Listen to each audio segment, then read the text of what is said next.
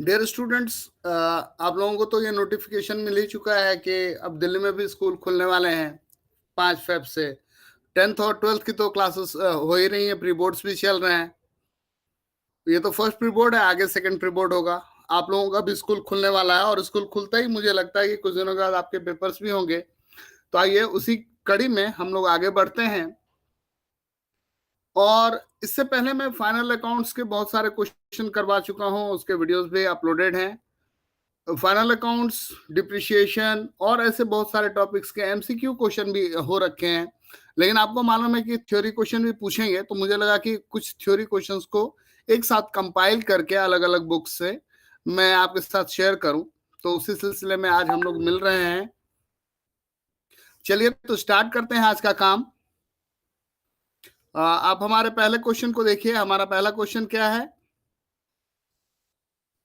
What are financial statements? Financial statements जो है वो क्या होते हैं?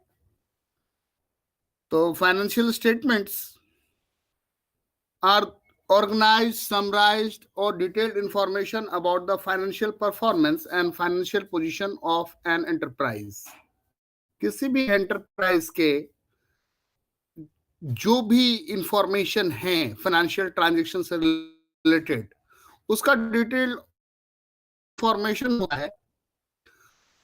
और इसके तहत हम लोग ट्रेडिंग अकाउंट बनाते हैं, पीएनएल अकाउंट बनाते हैं, प्रॉफिट एंड लॉस अकाउंट बनाते हैं और बैलेंस शीट बनाते हैं। बैलेंस शीट जो है वो क्या होता है, उसको बोला जाता है बिजनेस का मिरर, जिसमें एक तरफ एसेट्स और लायबिलिटीज होते हैं। प्रॉफिट एंड लॉस अकाउंट से हम लोग जो है नेट प्रॉफिट या नेट लॉस निकालते हैं, और जो ट्रेडिंग बनाते हैं उससे ग्रॉस प्रॉफिट या ग्रॉस लॉस निकालते हैं। जो कुछ एक मैन्युफैक्चरिंग कंपनियां होती हैं वो मैन्युफैक्चरिंग अकाउंट भी बनाती है।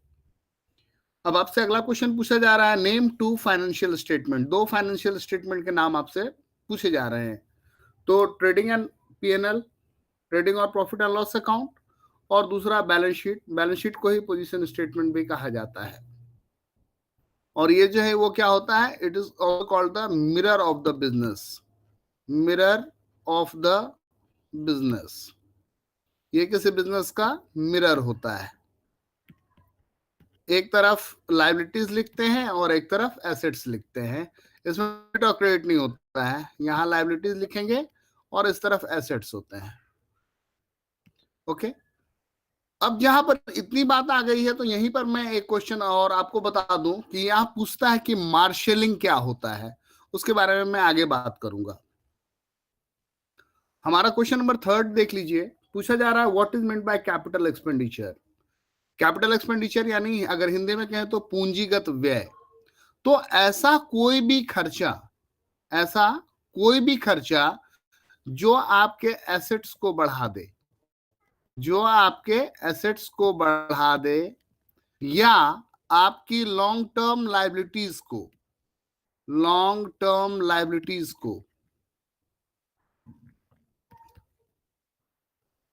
आपने कोई लोन चुका दिया है, बोलेंगे कि ये कैपिटल नेचर का एक्सपेंडिचर है। Capital expenditure is the expenditure that result in acquiring or bringing into existence any asset। कोई भी एसेट को जब आप लाते हैं, example is acquiring a fix asset. आप लैंड खरीद लो, आप बिल्डिंग खरीद लो, आप मशीन खरीद लो, तो इस तरह का जो खर्चा है वो कैपिटल एक्सपेंडिचर है। आपको यहां पर ध्यान देना होगा कि आपने एक कार खरीदा, उसमें जो खर्चा हुआ वो कैपिटल नेचर का है। लेकिन उस कार में आप पेट्रोल डलवा रहे हैं, वो रेवेन्यू नेचर का खर्चा है। अब बोलता है give 2 example of capital expenditure. Capital expenditure के आपसे 2 एग्जांपल पूछे जा रहे हैं। तो कैपिटल एक्सपेंडिचर के 2 एग्जांपल क्या क्या हुए? परचेज ऑफ फिक्स एसेट, कोई भी फिक्स एसेट, या expenditure incurred on improvement of existing asset. आपका बिल्डिंग है, आप बिल्डिंग के साथ अटैच एक गोडाउन बनवा लो, तो वो कैपिटल एक्सपेंडिचर हो गया। आप स्कूल कॉलेज चला रहे हैं, स्कूल कॉलेज में ही मान लीजिए अगर आप रिपेयर करवा रहे हैं, व्हाइट वॉशिंग करवा रहे हैं, तो वो रेवेन्यू नेचर का खर्चा है। कोई बिल्डिंग है, उसमें आप व्हाइट वॉशिंग करवा रहे हैं, रिपेयर करवा रहे हैं, या प्लम्बिंग का, इलेक्ट्रिशियन का कोई काम करवा लिए, तो वो रेवेन्यू नेचर का है। लेकिन आप बिल्डिंग के आगे आप एक साइकिल सेट बनवा रहे हैं, तो वो क्या हुआ, आपने एक एक्सटेंशन किया, तो वो कैपिटल नेचर का खर्चा हो गया। क्वेश्चन नंबर 5 की ओर मूव करते हैं। आपसे पूछा जा रहा है what is meant by revenue expenditure. Revenue expenditure क्या होता है? तो रेवेन्यू एक्सपेंडिचर जो है उसके बारे में क्या थीम है कि ये डे टू डे नेचर का खर्चा है। जो हमने फिक्स एसेट अक्वायर किया है, जो कोई भी हमने फिक्स एसेट अक्वायर किया है, उसको फंक्शन में रखने के लिए, सिंपल बात है कि हमने एक ट्रैक्टर खरीदा, तो ट्रैक्टर खरीदा, वो कैपिटल नेचर का खर्चा है, लेकिन उस ट्रैक्टर को चलाएंगे, उसके लिए उसमें डीजल तो डलवाना पड़ेगा ना, वो रेवेन्यू नेचर का खर्चा है। कोई बिल्डिंग है, उसमें कुछ माइनर सा रिपेयर करवाना पड़ा, तो वो रेवेन्यू नेचर का खर्चा है। या आपने कोई फॉर्म चला रहे हैं, तो स्टाफ है, उनकी आप सैलरी दे रहे हैं, तो वो रेवेन्यू नेचर का खर्चा है। Revenue expenditure is expenditure benefit of which is exhausted with in the accounting year. ऐसे खर्चे जिनका लाभ जो है वो किसी एक फाइनेंशियल ईयर के अंदर ही आ जाता है और वो समाप्त हो जाता है, तो हम रेवेन्यू एक्सपेंडिचर कहते हैं। Example is expenses on salaries. अगर आप स्टाफ को सैलरी दे रहे हैं तो उस पर जो खर्चा है वो रेवेन्यू नेचर का खर्चा है। बोलता है give two example of revenue expenditure. Revenue expenditure के 2 एग्जाम्पल दीजिए। क्वेश्चन 6 को देखिए। तो रेवेन्यू एक्सपेंडिचर के एग्जाम्पल क्या क्या है? Payment of rent, expenditure on repair and maintenance of asset. कोई भी एसेट है उसके रिपेयर और मेंटेनेंस पे जो खर्चा है वो रेवेन्यू नेचर का है। अब इसी एग्जाम्पल में क्या करेगा, इससे आपको एमसीक्यू फॉर्म कर देगा। यहाँ पर payment of rent, payment of salary, expenditure on repair and purchase of motor car लिख देगा। बोलेगा कि इसमें कैपिटल नेचर का खर्चा बताओ। तो जो परचेज ऑफ मोटर कार है वो आपको पता चल गया कि वो कैपिटल नेचर का है, आप उस ऑप्शन पे टिक लगा दीजिए। Question number 7, explain the term deferred revenue expenditure. Deferred revenue expenditure ये पूछता है एग्जाम में। ये ऐसे खर्चे होते हैं जिन पे हमने बड़ा अमाउंट व्यय किया होता है, हमने खर्च ज्यादा अमाउंट किया होता है, लेकिन उसकी बेनिफिट जो है वो कई सालों तक हमें मिलता रहेगा। जैसे मान लीजिए कि कोई ऐड करवाया, उसमें कोई बहुत बड़े एम्बेसडर को, किसी बहुत बड़े स्टार को हमने बुला लिया, तो जाहिर है कि वो स्टार या एम्बेसडर जिसको आप चुन रहे हैं, ब्रांड एम्बेसडर, वो आपसे बहुत ज्यादा पैसे लेंगे और उससे, उनके आने से, उनके ऐड करने से आपका सेल्स जो है वो बढ़ना है, ये भी तय, इसलिए आप वो करवा रहे हैं। लेकिन क्या होगा, उसका बेनिफिट जो है एक ही साल में तो खत्म नहीं होगा, एग्जॉस्ट नहीं होगा, उसका बेनिफिट आपको कई सालों तक मिलता रहेगा। तो मान लीजिए आपने 2 करोड़ रुपए दिए और वो जो चीज है उसका बेनिफिट आपको लगता है कि 10 साल तक मिलना है, तो क्या करना है, 20-20 लाख करके आप उसको 10 साल तक राइट ऑफ करते रहोगे पीएनएल डेबिट में। तो आंसर देखते हैं। Deferred revenue expenditure is that expenditure that is revenue in nature. सबसे पहला तो ये रेवेन्यू नेचर का, कैपिटल नेचर का नहीं होता है, but the benefit of which extend beyond the accounting year, और जिसका बेनिफिट जो है वो 1 साल से बियॉन्ड जाता है। Example of deferred revenue expenditure क्या दिया हुआ है? Large expenditure incurred on advertising to introduce a new product in the market. आप किसी प्रोडक्ट को मार्केट में इंट्रोड्यूस कर रहे हैं और किसी बहुत बड़े व्यक्ति को आपने बुला लिया उसका ऐड करने में, और उसमें जो आपने खर्चा किया है, उनको जो पेमेंट किया है, वो आपका क्या है, डेफर्ड रेवेन्यू एक्सपेंडिचर का एग्जांपल है। आइए क्वेश्चन नंबर 8 को देखते हैं। State 2 points of distinction between capital expenditure and revenue expenditure. तो कैपिटल एक्सपेंडिचर के बारे में तो मैं पहले ही आपको बता चुका हूं कि ये एसेट की वैल्यू को बढ़ाएगा या जो कोई लॉन्ग टर्म लायबिलिटीज है उसको कम करेगा। Capital expenditure is incurred for acquisition, acquisition मतलब अधिग्रहण, प्राप्त करना, of fix asset for use in business, while revenue expenditure is included to conduct the business. आप किसी बिजनेस को चलाने के लिए कोई फिक्स एसेट खरीद रहे हो और उस पे जो पैसा लग रहा है वो पैसा जो है वो कहलाएगा कैपिटल एक्सपेंडिचर। लेकिन आपने जो एसेट खरीदा है वो फंक्शनिंग रहे, उसकी मेंटेनेंस हो, उसमें जो खर्चा लग रहा है वो है रेवेन्यू एक्सपेंडिचर। कैपिटल एक्सपेंडिचर को हिंदी में कहते हैं पूंजीगत व्यय, और रेवेन्यू एक्सपेंडिचर को हिंदी में कहते हैं राजस्व व्यय। उसी तरह अगर कैपिटल इनकम होगा तो उसको हिंदी में कहते हैं पूंजीगत प्राप्ति, रेवेन्यू इनकम होगा तो उसको बोलते हैं राजस्व प्राप्ति। आप 12th में बजट पढ़ेंगे, वहां भी ये टॉपिक है और पूछते भी हैं। Capital expenditure is increased earning capacity of the business. और जब भी आप कैपिटल एक्सपेंडिचर करते हो तो इसका क्या मतलब है, आपके बिजनेस की जो अर्निंग कैपेसिटी है वो इंक्रीज कर जाएगी, वो बढ़ जाएगी। while revenue expenditure incurred for earning profit, ये जो है वो क्या करेगा, आपका बिजनेस का अर्निंग कैपेसिटी बढ़ाएगा, और रेवेन्यू एक्सपेंडिचर जो है वो आपको प्रॉफिट अर्न करने में मदद करता है। क्वेश्चन नंबर 9 को देखते हैं। Classify the following as a capital expenditure and revenue expenditure and deferred revenue expenditure for a cloth merchant. एक कपड़े का व्यापारी है, उसके लिए बहुत सारे खर्चे उसने यहाँ पे दिए हुए हैं, और बोलता है इसको बताइए कि कौन सा कैपिटल होगा, कौन सा रेवेन्यू होगा, कौन सा डेफर्ड रेवेन्यू होगा। तो पेमेंट ऑफ रेवेन्यू एक्सपेंडिचर होगा। Expenses paid for construction of building, वो कैपिटल एक्सपेंडिचर होगा। परचेज ऑफ फर्नीचर जो उसने किया है, परचेज ऑफ फर्नीचर, वो जो है वो भी कैपिटल एक्सपेंडिचर होगा। और जो प्रिलिमिनरी एक्सपेंस किए हैं वो सारा क्या होगा, डेफर्ड रेवेन्यू एक्सपेंडिचर होगा, डेफर्ड रेवेन्यू एक्सपेंडिचर। तो ये आपने क्लासिफाई कर दिया, बांट दिया इसको। आइए क्वेश्चन नंबर 10 की ओर मूव करते हैं। What is meant by capital receipt. Capital receipt का क्या मतलब है कि अगर कोई एसेट बेच करके, किसी एसेट की वैल्यू में रिडक्शन करके जो पैसा है, आपने, आपके पास मशीन था, आप उसको बेच दिए, अब जो पैसा आया वो आपका कैपिटल रिसिप्ट है। जैसे 1991 में जब हम लोगों ने न्यू इकोनॉमिक पॉलिसी अपनाया, तो न्यू इकोनॉमिक पॉलिसी के तहत हमने लिबरलाइजेशन किया, प्राइवेटाइजेशन किया।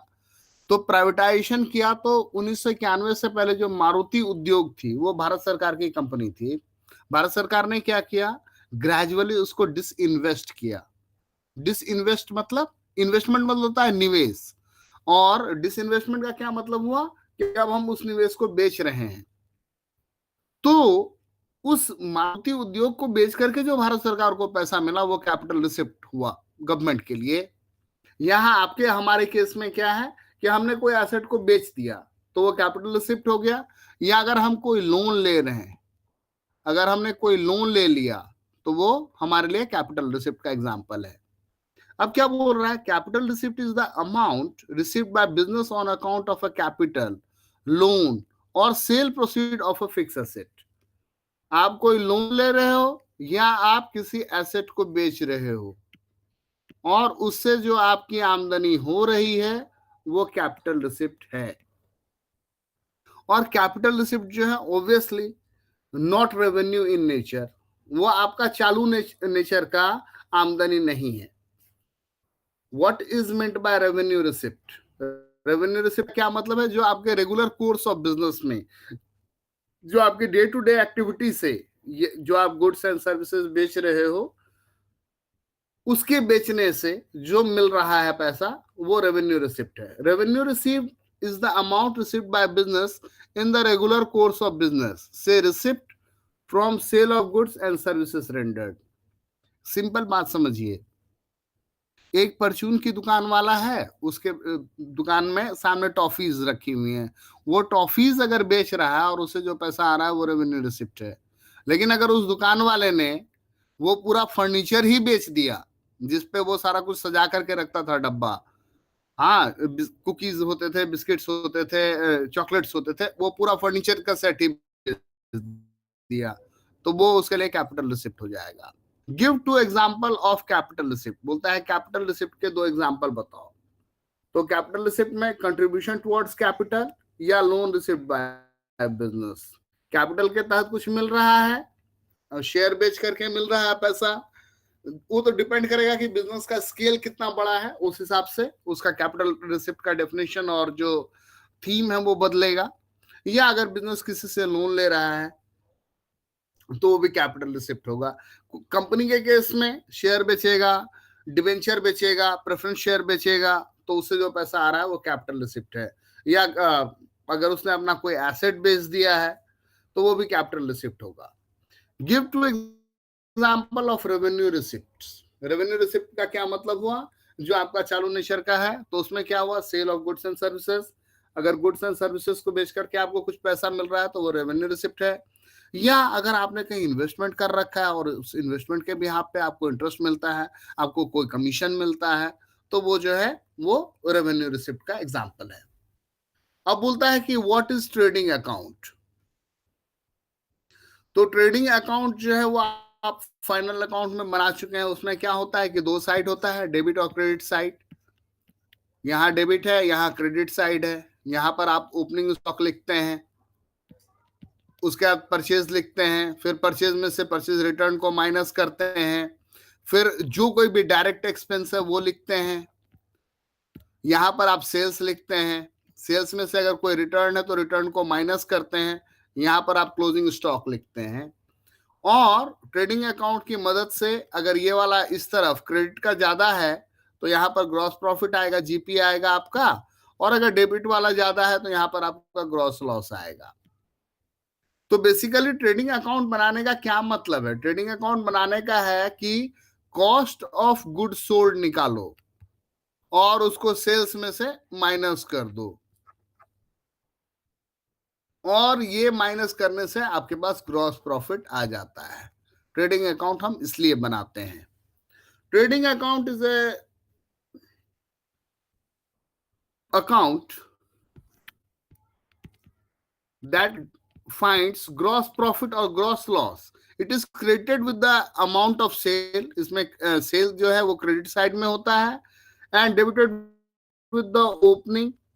और उसमें डेबिट साइड में क्या होता है? जो कोई भी डायरेक्ट एक्सपेंसेस होते हैं related to sales, like purchase, carriage inward, freight inward, wages, और मान लीजिए फ्यूल एंड पावर, अगर कोई और मैन्युफैक्चरिंग एक्सपेंस है तो वो सारा चीज हम डेबिट कर देते हैं और हम ग्रॉस प्रॉफिट निकालते हैं। Why trading account is prepared. तो ट्रेडिंग अकाउंट जो है वो किस लिए बनाया जाता है? ग्रॉस प्रॉफिट निकालने के लिए या ग्रॉस लॉस निकालने के लिए। Trading account is prepared to know the gross profit or gross loss during the accounting year. Trading account बनाने का यही पर्पस है। Name any two items that are credited to the trading account. बोलता है trading account के credit side वाले दो items का नाम लिखो। तो यहाँ दिख रहा है आपको सेल्स और क्लोजिंग स्टॉक, ये जो है वो इसके क्रेडिट साइड में होता है।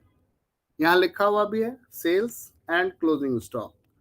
Name any two items that are debited to the trading account. Trading account के डेबिट में क्या है वो भी आप देख रहे हैं, ओपनिंग स्टॉक है, परचेज है, जो कोई भी डायरेक्ट एक्सपेंस है, वेजेस है, कैरेज इनवर्ड है, वो सारा जो है वो डेबिट होता है। तो लिखा हुआ भी है ओपनिंग स्टॉक, परचेज, वेज, और मैंने अभी एग्जांपल दिया fuel and power, carriage inward. Carriage inward का दूसरा नाम जो है वो कैरेज ऑन परचेज भी होता है। तो ये सारे इसके डेबिट साइड में होते हैं। Trial balance is an item. बोलता है कि ट्रायल बैलेंस में एक आइटम है सैलरी एंड वेजेस। उसको आप कहाँ डालोगे? तो अगर सैलरी एंड वेजेस है तो प्रॉफिट एंड लॉस अकाउंट में जाएगा। लेकिन अगर यही वेजेस एंड सैलरीज लिखा हुआ है, अगर वेजेस एंड सैलरीज लिखा हुआ है तो वो ट्रेडिंग में जाएगा। ये ध्यान में रखने की बात है। If adjusted purchase and closing stock are given in a trial balance, will you transfer closing stock to the trading account? No. अगर adjusted purchase दे रखा है और क्लोजिंग स्टॉक भी दिया हुआ है ट्रायल बैलेंस के अंदर, तो क्लोजिंग स्टॉक जो है वो ट्रेडिंग में नहीं जाएगा। No, closing stock will not be closing stock will not be transferred to trading account because it is already calculated, it is already adjusted in the purchase. जो वो नहीं एडजस्ट हो रखा है. एडजस्टेड परचेज का क्या मतलब है कि opening stock plus purchase minus closing stock, ये आपने पहले ही कर रखा है तो इसलिए उसको फिर से अलग से हम नहीं डालेंगे.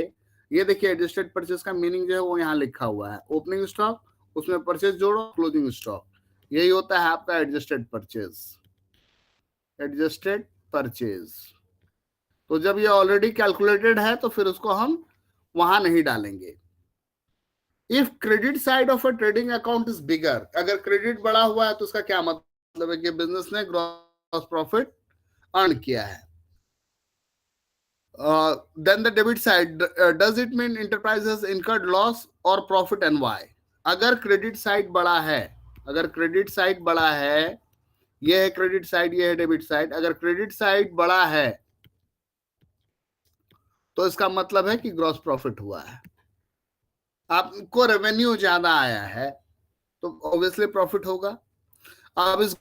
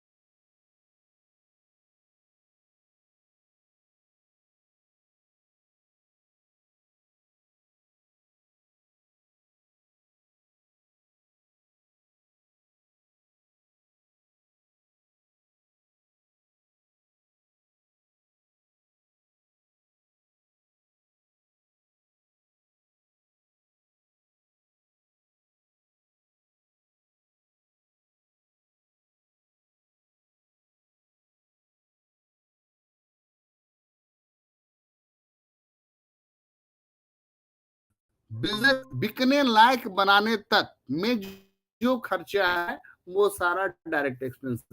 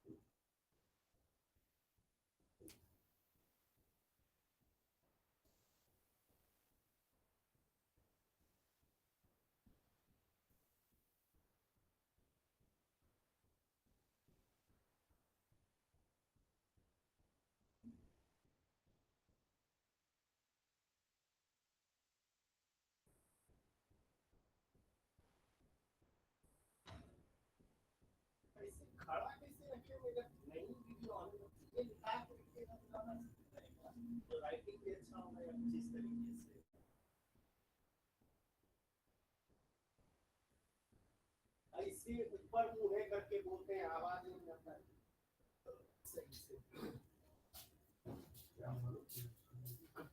वहां भी हम देख रहे हैं ना.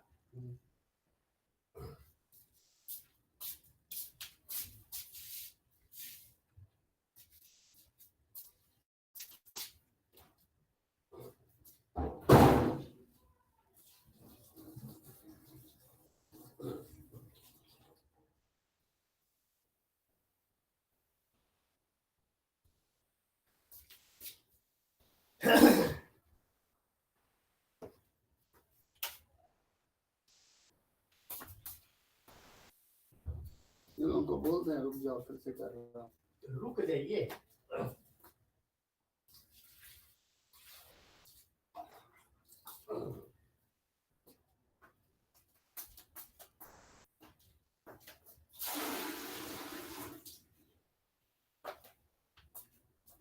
ये नेट कुछ ज्यादा ही परेशान किए हुए है. और इसमें अब तब बदल लेने का काम है।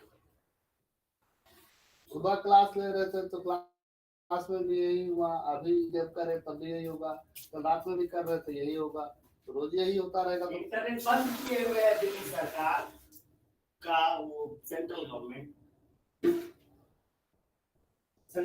बंद करवा रहा है इंटरनेट बार बार।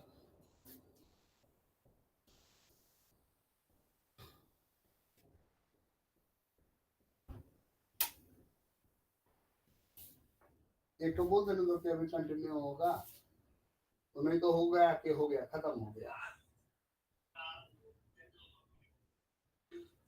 ये भी जा रहा है।